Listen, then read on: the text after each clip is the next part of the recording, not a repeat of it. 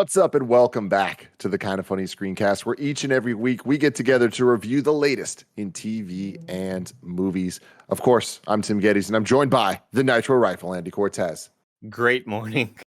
It's great morning. What The producer slash seducer, Nick Scarpino. Andy, you got to email me or Slack me when we're doing the thing. Is this a bit we're doing now? Am I jumping on board with this? Nick. Great morning, man. Great morning, Andy. Great morning to you, sir. Making his return to the Kind of Funny Screencast, we got the Canadian tuxedo, Matt Rorabeck. I love it. Every time it's a different one. It has to be different. With you guys. Great morning. Great morning. Great morning to you all.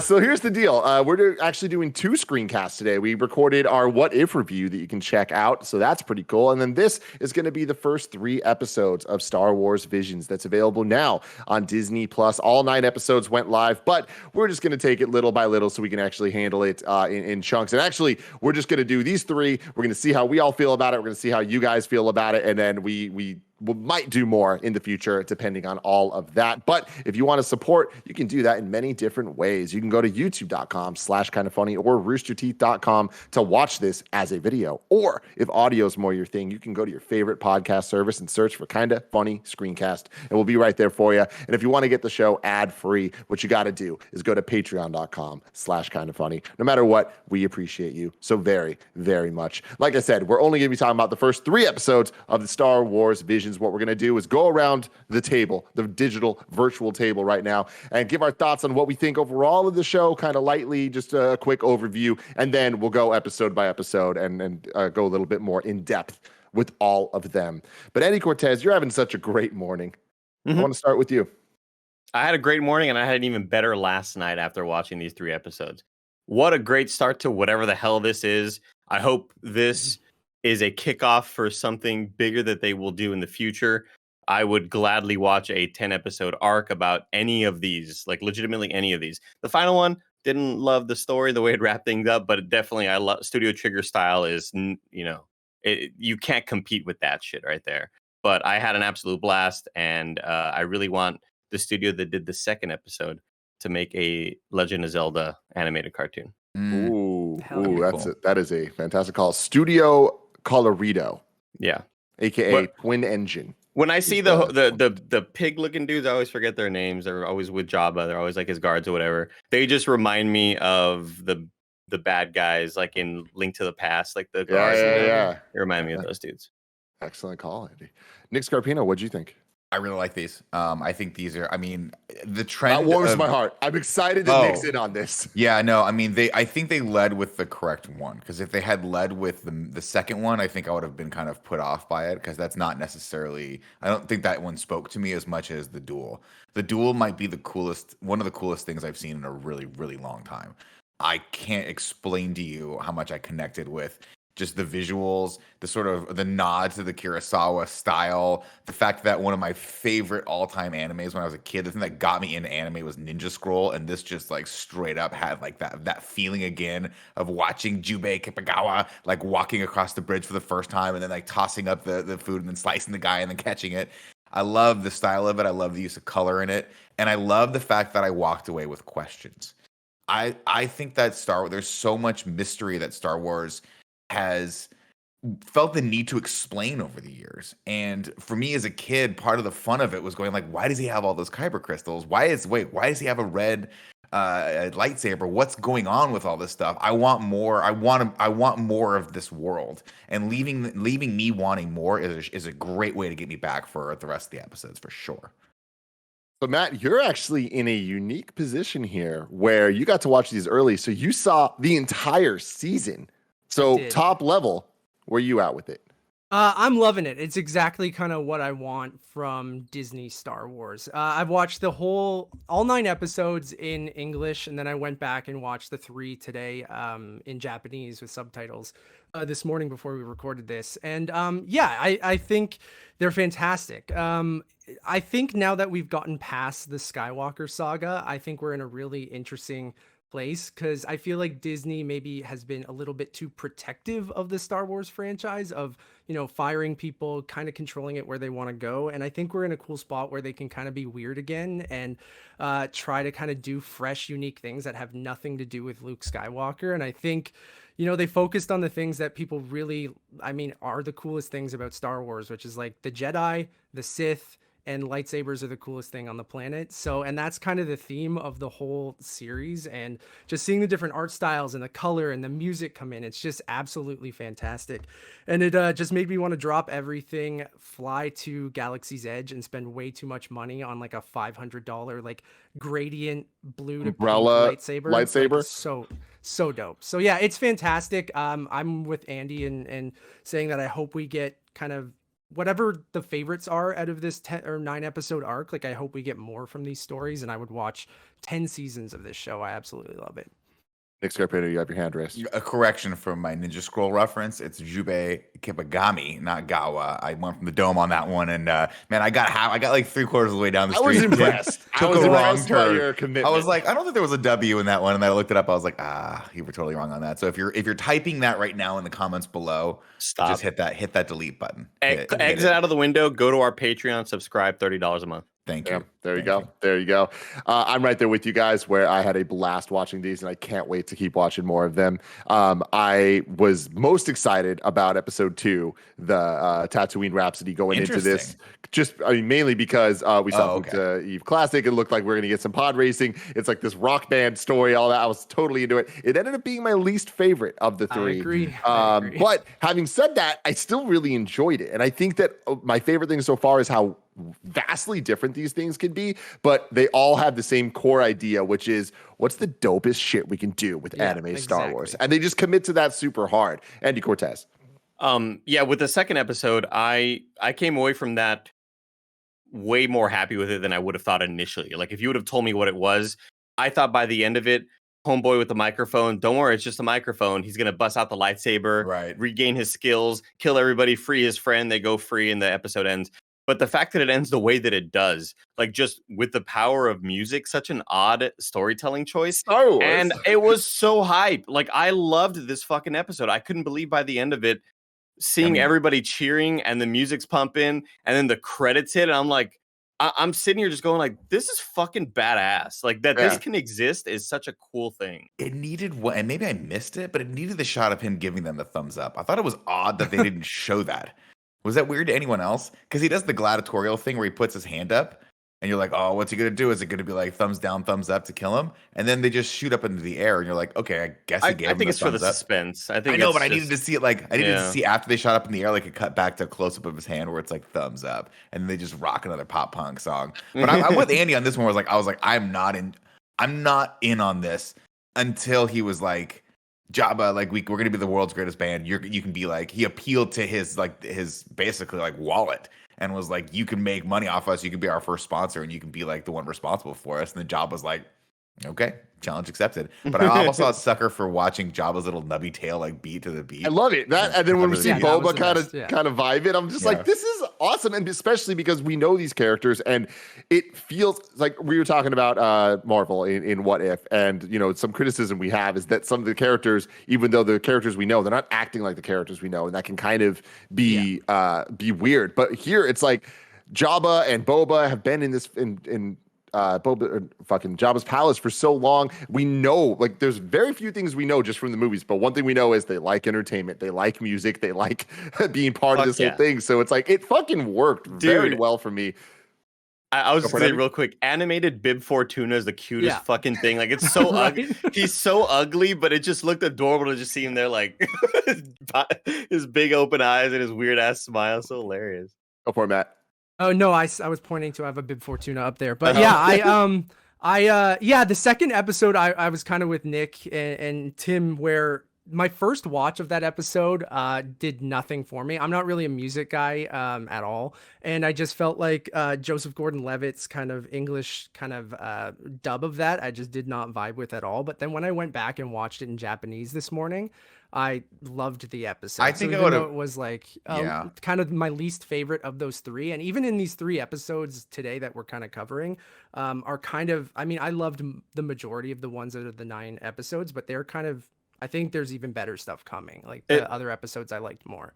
I think one thing that I'm happy about is like these first 3 have so many different things to point at and say, Yeah, I love this. I love the style of episode 1. I love the absolutely. story of the first episode. Let me say the first episode instead of episode 1, so people don't think I'm talking about Phantom Menace. Duel. The Mhm, Duel, yeah. mhm. The I love Duel. this. I love this. Not only the visual style and choices in the Duel, but I just liked Dude. that self-contained story, and I love the mystery, like Nick was pointing to. In episode 3, I love Studio Trigger style. I think anything that they do visually is so fucking awesome, and it's such a different way, and it's so them to not have characters with black outlines like every other like any other cartoon would have. They have such a unique way of doing outlines and lighting, and there's always a weird little rim light and everything. But by the end of that story, I found myself more and more put off. Not like I ended the episode being like, "Oh, that was trash," but I found myself a little put off by the kind of dialogue that we were getting towards the end of. She's alive. I know, because Yeah. remember, we're twins. Like, it felt weird. It felt like a bad translation or something. Let's start with episode 1, the Duel. A fun fact that you guys might not have caught on is the bandit leader, the enemy, is Lucy Liu, which Yeah, is badass. awesome. Very fucking Badass. cool. But yeah, this episode was fantastic. What a great opening to the season.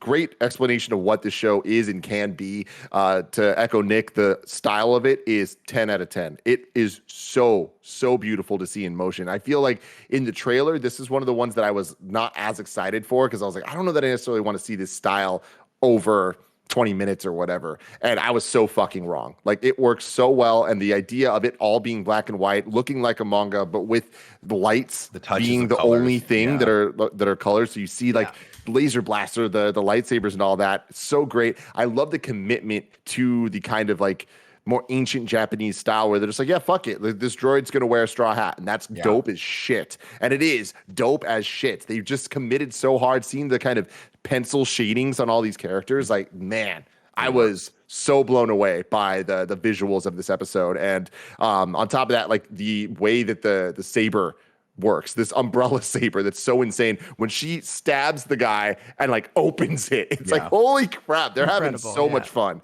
with But the it was cool. choreography. I love when she takes out the actual lightsaber, and it just the umbrella is just like an extension of it that magnifies the saber throughout the other the other prongs. One of the things that really I was like, I'm all in. The second I saw him walking, I was like, this is amazing. When the sort of I want to say the Jawa Walker, whatever the big troop carrier is that came through, and the bandits pour out, and they're wearing like broken down or like Oh, it's so components dope.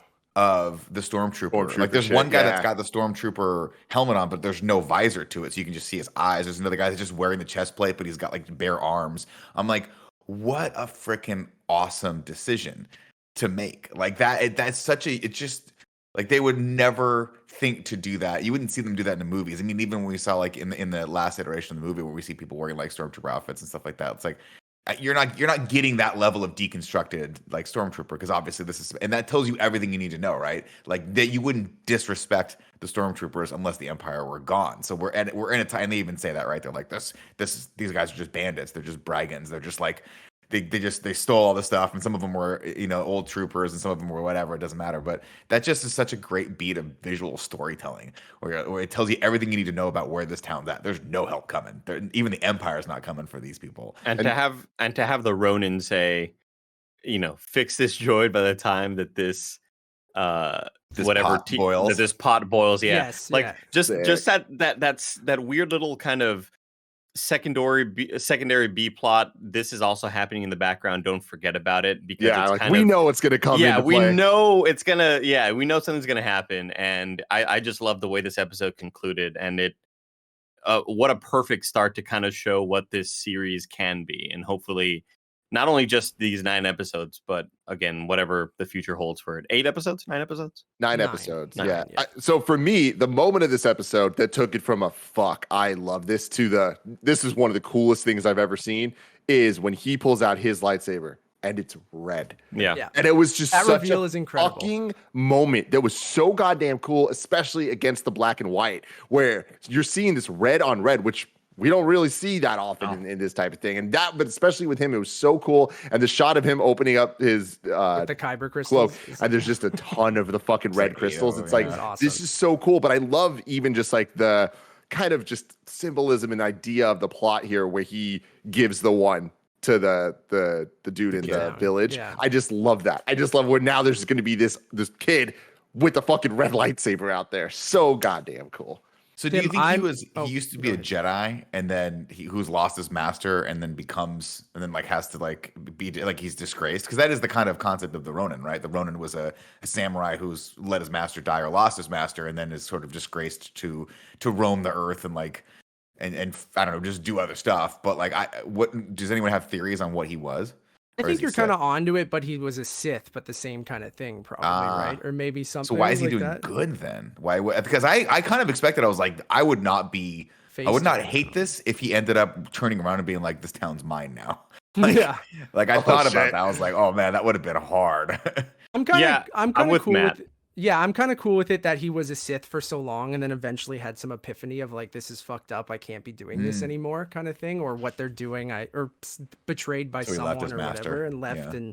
and decided I'm gonna hunt them down and collect the kyber crystals, and then to Tim's That's point, even maybe cooler. That's maybe even give them cooler. to these towns that they can use it for good or something like that. But Tim, you forgot the most important point, that the Ronin was voiced by DK Drift King from Tokyo Drift. I did forget that. What's his name? Brian T. Brian T. Yeah. You gotta love But it. yeah, I'm with everyone. Like, just the style of this entire episode with like kind of the film grain and the black and white, and Tim already mentioned only the lights being colored, and even like you see the different droids be used in different ways, where Andy said like the timing of the teapot and that droid needing to be fixed, and he sends out like a cluster bomb, or you see like what looked like Sebulba or the race of Sebulba in One of the dogs. like in the droids with like samurai swords in the droids' arms and stuff. Like the whole thing just totally rules. And like, yeah, the reveal that he's also a Sith, and even how he kind of tricks her, and that whole fight on the log, the lightsaber battle, and this whole Duel of the show Fates is just, inspired, like with more Japanese sounding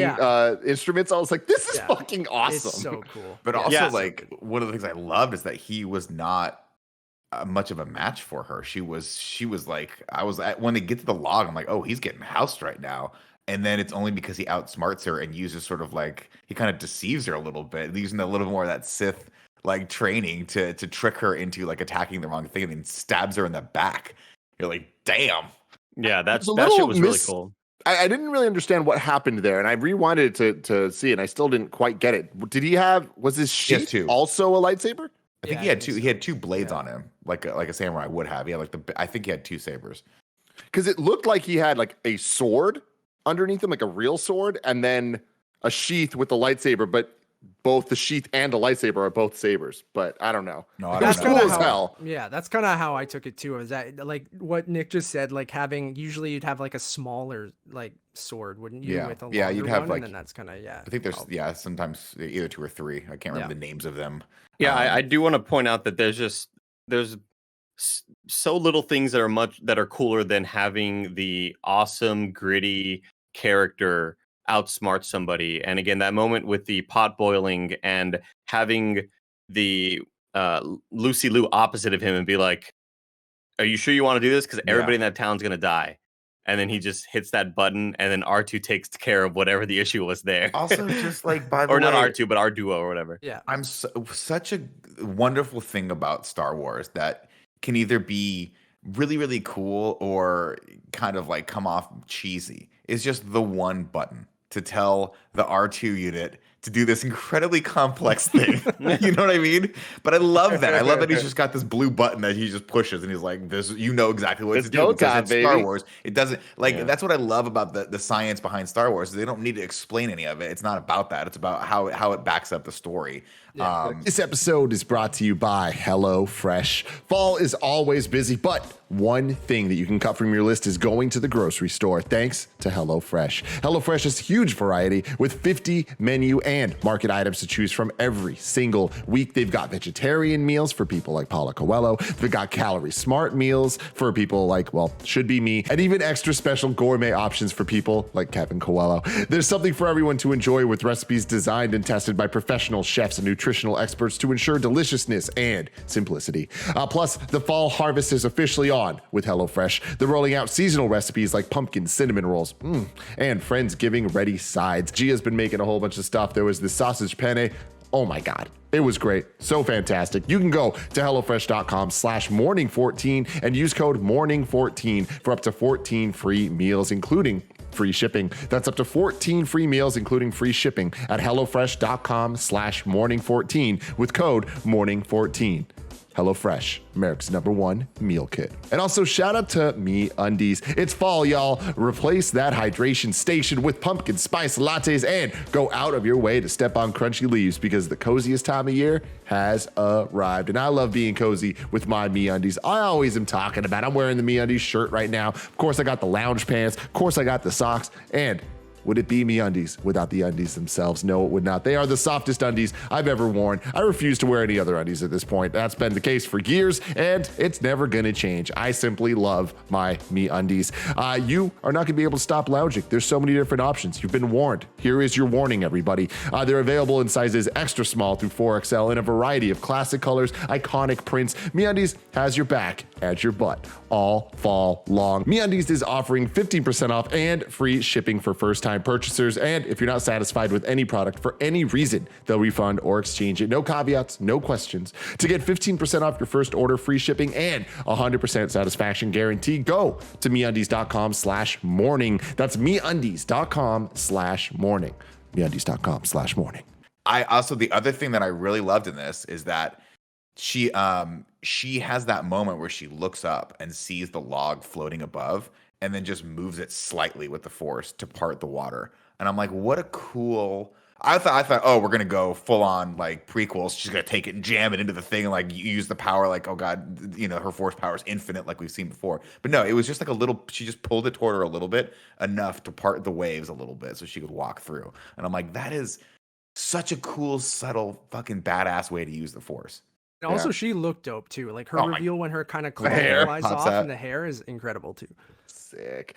Moving on to episode 2, Tatooine Rhapsody, which is just give the award for best name of all time right now because that is so cool. This was Studio Colorado, like we were saying. The voice cast, some highlights here. We got Joseph Gordon-Levitt as the main character Jay, and we got Tim Morrison reprising his role as Boba Fett, which is kind of fun. Yeah, this one was cool. Like I love that this kind of, especially watching these back to back, this was the one to me that like warmed my heart where I'm like, I love that Star Wars can mean so many different things to so many different people, but it still gets that sense of like, what is it that makes Star Wars to you? And watching these, you can kind of see, okay, it means something radically different to the people that made episode 1 compared to episode 2 of this show so far. And I like that episode 2 went way further into the seemingly silly, but they took it seriously. Like the characters all felt authentic in this. It didn't like turn into slapstick. Everything is like wacky and funny. It was like, no, these are still the characters that we know. If I had one thing that let me down from this episode is that we didn't get the freaking subsonic sound effect from Boba Fett's ship. But you know what, man? Beggars can't be choosers. Yeah, the whole just music concept. I again with a lot of these, I wasn't sure what we'd be getting, and I certainly didn't expect to get kind of a heartwarming story about a friend that just wants to save his friend, somebody who saved him when he felt in need, you know, and it's a former, you know, Jedi in training on the run that just never quite became a Jedi and then found music, and that sort of saved his life, and that became a different avenue to sort of find a living or whatever. And I don't know. I really expected the cheesy, hey, just kidding, I'm a Jedi, I'm here to kill all of y'all, and I have all my training powers. Like, no, we're just gonna win you over because we're a cool band, and you're gonna be into it. And it's such a weird concept that I would have, if you would have told me outright what it was, I probably wouldn't have been into it. But it's something you have to experience, I think, to kind of feel that. I don't know. It's heartwarming. It's a cute ass story. Well, much more powerful message, right? Like, how often do you see in episodes of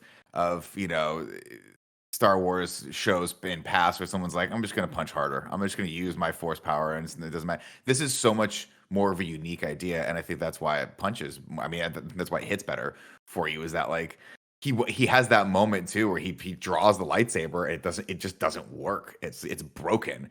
And that's just not the way he knows. It's like, that's not how I'm going to win. I can't go about this trying to do what I've done in the past. I have to follow my passion and let that lead me to the resolution of the story, and it works. Yeah. And that's ultimately the Jedi way, right? Which is why I kind of think that this is cool. Like, was that Order 66 that he escapes at the beginning? Like, that's what I kind of took from it. Oh, interesting. And that he escaped, and maybe, then like, yeah, because he's a Padawan in that, right? Because we saw that there was the battle droids and the clone troopers there. Yeah, that I don't know if it was that exact thing when Anakin goes in, but like I think that's maybe when he escapes and falls through. And I just like, I'm again on first watch didn't love the episode. Second watch I ended up liking it a lot more. But the power of music and just kind of a heartfelt story about his Jedi training being like, we shouldn't use violence first. Let's try to find a different way of doing this, and then using this love of music that he found in his time of need from this weird like Jabba nephew that has like piercings and a skull t-shirt, which is just the weirdest thing, but is really, really funny as well. Andy, go ahead. I wasn't sure about the whole how much time had gone by. You're mentioning Order 66, and I was like, I don't know. While watching it, because I thought the same thing initially, Jedi on the run, terrified, scared, and then I saw him now and was like, it seems like maybe a year has passed. It's like, oh, that's just the art style. It's just a cute ass art style. Every adult looks like this. They look like they're like Boba's adorable. Like, so adorable. Yeah, sure, yeah. But everybody's characterization in this or visual sort of it's kind of chibi. Yeah, it's half like normal anime, half chibi. Everybody's got the big ass head, a little tiny body. It looks like that was hard for me to tell. Nintendroids, or what are they called? Nendoroids, yeah. Nendoroids, yeah. I kind of had that vibe. Are those the ones where like everything was made of cardboard? No, I have those toys here. What I liked about this episode is, of the three, this is the only one that really takes place with characters and locations that we're familiar with from the movies and from everything. And I like that they went kind of hard with it, where it's like we get the Coruscant, we get Tatooine, obviously we get Boba and the ship and Jabba and all that stuff. But I liked even when they're rocking out, they do that montage of like, it seems like everyone around the galaxy is like listening to, or at least on Tatooine is like listening to this performance that is like changing and melting their fucking minds with rock, the power of rock. I always am a sucker for that. But I love that it cuts around and we see like the Cantina band like watching on the little hall thing and like kind of being stoked about it, and then it cuts and we see Obi-Wan's house from A New Hope. Oh right. And it's like it kind of just implies that like even Obi-Wan's rocking out to this shit, which is super cool. And it's interesting too, because my initial thought to any time they introduce music in Star Wars is like, you got to be careful, because it's so anachronistic to have a punk song in the Star Wars universe, or actually any music that's not very weird in the Star Wars universe. And so I kind of pushed back on it for a second mentally. I was like, I don't know how this one's gonna work. But I think that's what's so cool about using this medium of this anthology series, just kind of play around with it. Similar to why I'm really vibing with What If. It's just like, ultimately, this is just a fun sort of like, let's throw some ingredients into the pot with a master chef behind it, and like, you're gonna love what you get, but it might not be what you would expect out of the Star Wars universe. And I got there and I was like, the Duel was perfect. The Duel was like, hey, bro, we get it. We know what you want, right? We know we're going to give you the dopest shit. It reminds me a lot of like, I think it was the very first short in the Animatrix, where it was the two people fighting on top of the rooftops. Do you remember this, Tim? Or Matt, do you guys remember this?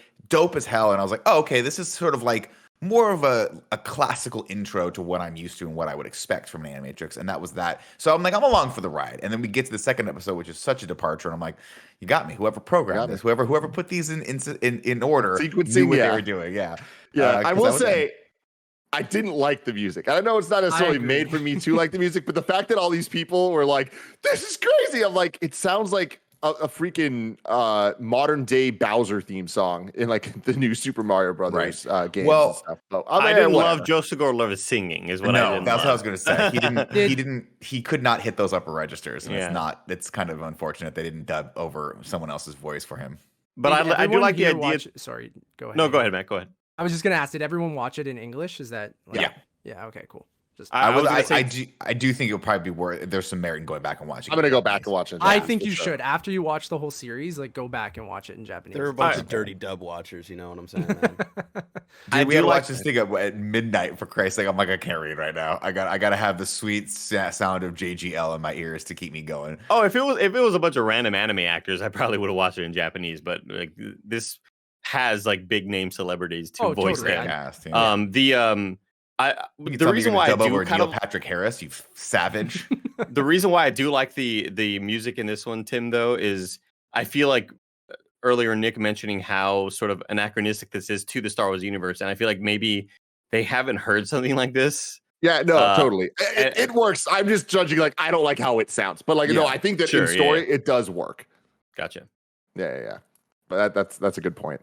Now we got episode 3, The Twins. This is from Studio Trigger. The fun voice cast stuff here. We got Neil Patrick Harris as Kara and Allison Brie as Am. They also credited our duo as himself, which I love really, that. really love.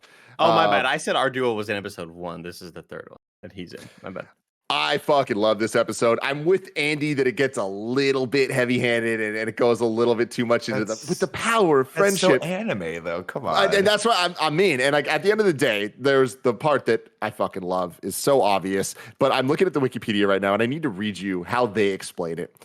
Kare uses his X-Wing fighter's hyperdrive to tremendously increase the power of his lightsaber blade and overwhelm Am, destroying part of her Star Destroyer. What the fuck? That is the coolest thing ever. When we get the opening shot of this, like when we watched episode 1, The Duel, I was like, damn, they're giving me exactly what I want. Then we see episode 2, I'm like, okay, this is definitely different, but I love that they're committing to a vision and it's cool. This one starts and we see all the stars, but there's just like a big empty black hole outline, of black in the yeah. middle. I was like, that is such an Star Destroyer. incredible shot. I had chills for like 5 twin minutes Star after seeing it. Destroyers, yeah. And then there's the reveal that it's a twin Star Destroyer with the giant weapon in the middle of it. I'm like, this is Star Wars and anime as fuck. Thank you for this. And not only that, but so obviously one of my, if you guys remember, I think it was Rogue One. One of my favorite shots of that trailer was the Star Destroyer coming out of the shadows. I don't know if you guys remember that or not, but I love that visual. I love the visual of it. Like it's so big and so ominous that it blocks out the light of the stars. And then I'm just I don't know if you guys noticed this or not, but do you remember the original designs, some of the original like behind the scenes designs for Darth Vader? And how the mask was a lot more angular and stuff like that. And they definitely took that design and broke it up into like they split that up into the design of the twins for their power armor. And Tim, you're gonna tell me a 7th grade Nick Scarpino, you're talking about power armor, you're talking about like XCOM, you're talking about RPG, Robotech RPG, and you bring up the term power armor, and you don't think I'm gonna vibe with that, sir? You need to go get yourself a Diet Coke and have. He always sit doubted down you, for a Nick. lecture. I was Always doubting you, doubting but me. man, joke's on me. You know, Joke's I on thought me. this was so cool and so weird, and obviously like touchstones of the twins being, you know, a Luke and Leia, or potentially, you know, Han and Leia's kids, the twins. I forget the names of them, who they were, and like the other, it's Ben and who were their twins? It doesn't matter. Bernadine. Yeah, Bernadette. Makes Ben sense. and Wait, Bernadette. what are you? Stuff? Sorry, what are you Yeah. talking about? Eventually, I think it was in the Timothy Zahn trilogy. Yeah, like the books and stuff. Yeah, the yeah. books. Han, Oh, and gotcha, Han and gotcha. Han and Leia have twins as well, and I was like, I couldn't tell who they were going for. but obviously Jeff I think they were- and Chrissy. Yeah, that's him. Jeff and Chrissy. Jeff and Christy Solo. I'll God trust damn it! you You there. know, whenever You know, what is Barrett it? being the It's Star Wars, Ben and what's that? I'm trying to remember what the name was. It was a cool name. Sorry. Yeah, keep I going. haven't Well, read either those way. books in a very long time. I don't remember. I thought I'm like, this is a super cool take on this. I love Jason normally- and Jaina. Thank you. Normally, part of me would be like, I hate when they just go into like random exposition to tell the audience who made these. They're like, we are made from the dark side of the force. to conquer this." But for some reason, because of the style, because of the mixture of the style, I was like, yeah, okay, cool. And then also, I was like, who's I never do this. I never like looking up the names of the voice actors because I feel like sometimes that can take you out of it, especially if you realize you're like, wait, I know that person, then you can only visualize that person. But the fact that they got Neil Patrick Harris for Kare, Kare, yeah. I'm like, dude, yes, more NPH in my life is everything that I need right now. Great morning. I need more sequences in that red hallway with Kare walking through it and stopping the stun blasts from the stormtroopers. It's again, the Studio Trigger is just so visually perfect, and I just vibe with anything that they do.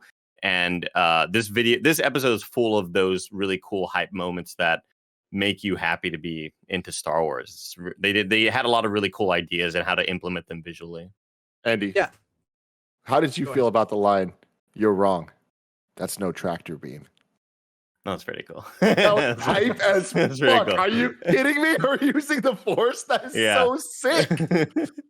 Yeah, this Matt, what'd you episode think? rules. It rules. It's like I love the color palette in that kind of final act of like again the pinks and the blues and I already mentioned the gradient lightsaber. Like I think that was the coolest thing that I've never really seen in Star Wars before. Oh, yeah. When he goes super saber and just slices the ship is incredible. What Nick brought up too, and I think you see it in a bunch of parts of the episode, like Ralph McQuarrie's art from the original Star Wars kind of concept art, putting that into their designs, and then even having another thing that is a planet destroyer, I think is just also kind of funny. And then I just thought this was super dope. Like I don't think I loved MPH in this. I didn't love Allison Brie. I just didn't vibe with her. She has a little bit of a dipping into like are you doing a parody of this style for me? Yeah. That didn't quite work. Yeah, I felt like you could really tell she was trying, and it just didn't really work. Where I felt like he kind of felt effortless, and then but that whole last action sequence, like Nick said, with like kind of jamming the kyber crystal into her kind of armor, and then getting like the spider arms that have lightsaber beams coming out of them, and then that whole last fight is just wild and awesome, and the colors.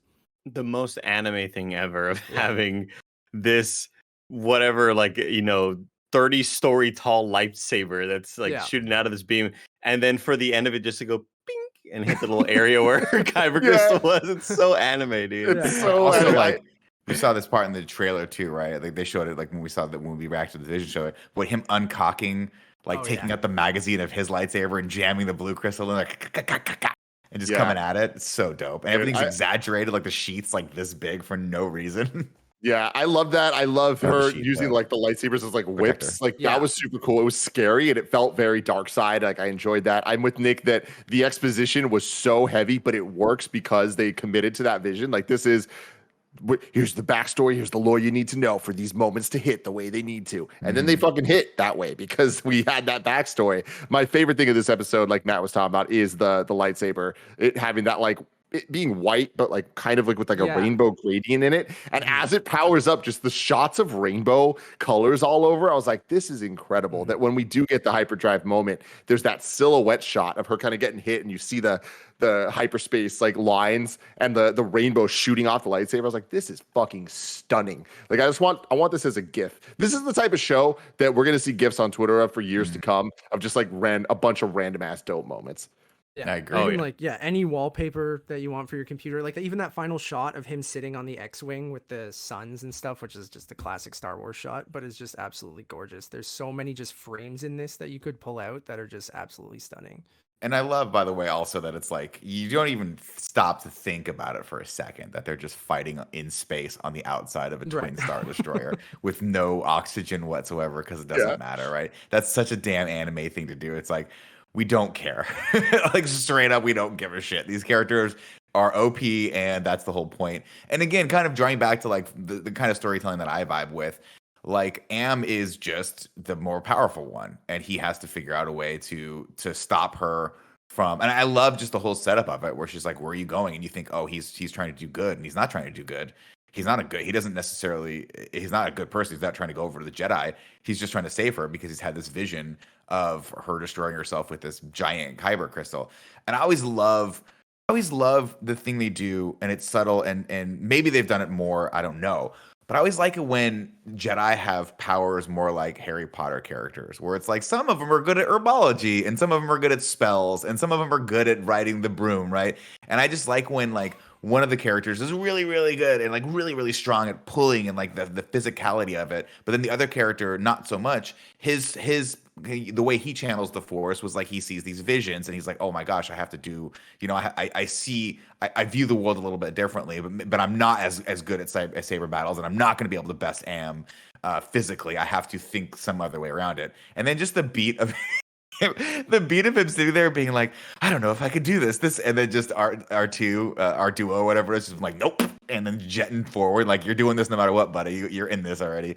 All that stuff just kind of worked for me. It was really entertaining. Oh yeah. I just wanted to point out, like, one of my more favorite moments visually is because when we did the Star Wars in review, like, I think my favorite moments of the sequel trilogy were just anytime Finn was in a or Poe was in an X-wing. Anytime Poe's in an X-wing, give me a full movie of that. I'll watch 3.5 hours of that straight up. Like, it's so fun when they do deal with cool action like that. Which And we are getting. Hopefully Rogue Squadron. Yes. And one of my favorite moments is this shot with how forced and weird the perspective is. I love it. Because this sequence is like so fast and weird, and it has, Nick, all of those the trails of the lightsaber. It reminds me of watching old Gundam when they send out the cluster rockets, and it's like you see the trails, and it's animated very erratically in a very kind of like weird, non-fluid. Non-fluid at all. And there's that sequence when the X-wing eventually does that sort of backflip and does all these cool maneuvers, and to see that in the Star Wars universe is so badass. It's so cool. There was another little bit of like the design of the characters and like their in Studio Trigger style that just kind of popped for me for a second. I was like, wow, that is an attention to detail that I would not expect. And there's a moment where it's a close up on Kare and his hair's blowing, right? Which is, first off, their hair is blowing in space. Think about that for a second. It's fucking great. But the hair itself, you can see through. It's transparent. And I was like, that is such a cool, just little touch that they threw in there because they're awesome. They are fucking awesome. Let us know in the comments below what you thought of Star Wars Visions. I'm so happy you guys all liked it as much as I did. I can't wait to watch more. If you want to see us do more reviews of the rest of the episodes, please let us know in the comments below, or tweet very nicely at me. Only very nicely. Don't be mean. I won't respond nicely to mean things. Matt, where can people follow you? We just launched a YouTube channel, so you guys can go over and search Untitled Movie Podcasts on YouTube, and you'll probably find our channel there. Or you can go over on any podcast service, search for Untitled Movie Reviews, Untitled Movie Podcasts, Untitled Movie Conversations. Each week, multiple reviews about movies. We just finished the Toronto International Film Festival, so we put up, I saw 25 movies, Dune, Dear Evan Hansen, Last Night in Soho, just tons of reviews up right now, so you guys can check that all out. Easiest place, go to Letterboxd, Untitled_movies. Everything's on our Letterboxd HQ. That's it. Oh yeah. Andy, how's your morning going? It's a great morning. Bye, guys. But you know what? I got a bad feeling about this. I screwed it up. Oh, damn. That was so good. That would have been so good.